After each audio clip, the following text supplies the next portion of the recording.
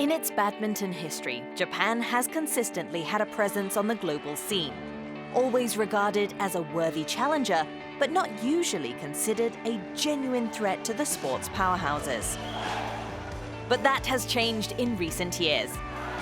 When the nation clinched its first ever Thomas Cup victory in 2014, and the women battled their way to the last two of the Uber Cup the same year, the world sat up and took notice of Japan and its emerging talents.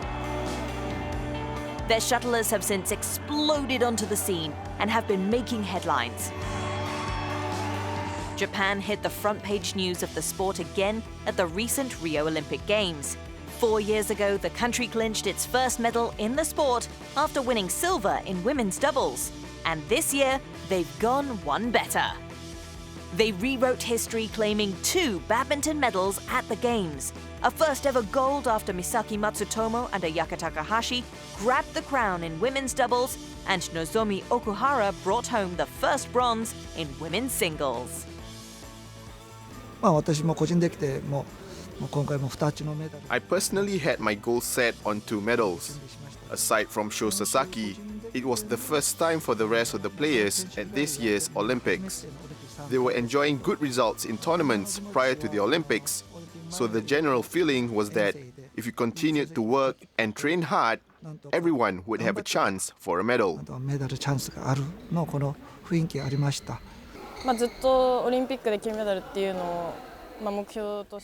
Ever since we failed to qualify for the London Olympics, to win the gold medal in Rio became our goal for the past 4 years. So I'm first and foremost very excited that our dream came true. It was certainly a wonderful feeling. Although I didn't really expect it, of course I'm very happy that it happened.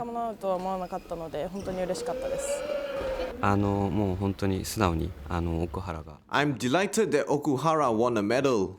Although the bronze playoff was a walkover, it was still our goal to bring home a medal, and we did. So I am very happy. The preparation for the pinnacle of sport was second to none, and nothing was left to chance. The shuttlers went through a personal, specialized training program ahead of the Games, and also attended an intensive team training camp aimed at preparing them for the task ahead in Brazil. We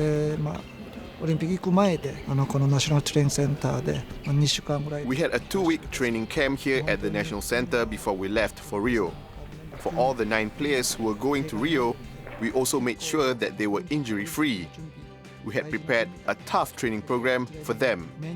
It was very intensive and tough for the players, but they followed it through very well, and they were also mentally prepared for the Games.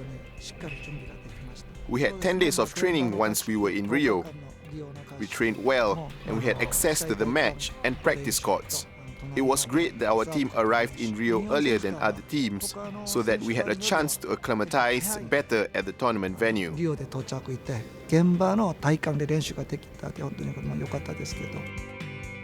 The hard work, dedication, and commitment certainly paid off. Already a force to be reckoned with and a genuine rival to its East Asian neighbors in recent times, Japan's achievements in Rio further established the country's growing superiority in the sport. Japan's recent Olympic success is more than just individual glory. It has helped raise the profile of the sport at home. Its achievements on sport's biggest stage have boosted the popularity of badminton and have paved the way for its growth. Seats are filling up at tournaments, and the players are getting recognized on the streets. It has never happened before, but nowadays, people will come up to me and wish me luck or say hello at places like the subway. I've not experienced it before, so I'm very surprised.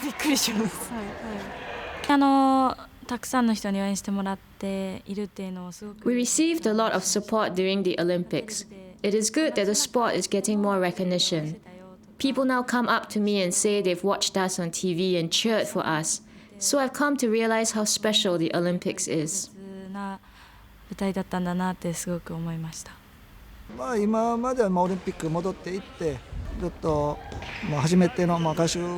When we came back from Rio, we didn't see very obvious signs that badminton has grown in popularity.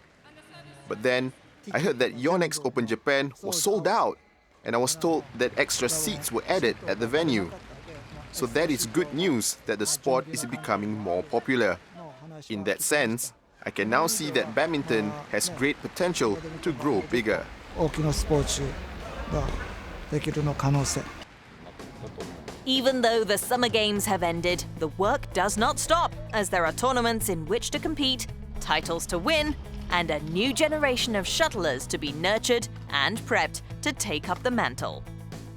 やっぱり今オリンピック終わってだから、Well, now that the Olympics is over, we will now see some players retiring. So we will need to pay more attention to the younger generations, including the junior players. So thinking ahead, in the next 4 years, we will focus more on the younger players. We will prepare them and give them sufficient training and guidance in our camps. And for them to obtain valuable match experience, we will send them to various tournaments. Players like Okuhara, Yamaguchi, Matsutomo, and Takahashi are able to continue to the Tokyo Olympics. So we will continue training them to play and compete at the highest level. ちょっと頑張りたいと思います。 The land of the rising sun is certainly shining bright, and its ambition doesn't look like it's going to set anytime soon, as badminton in Japan continues to grow in dominance and supremacy.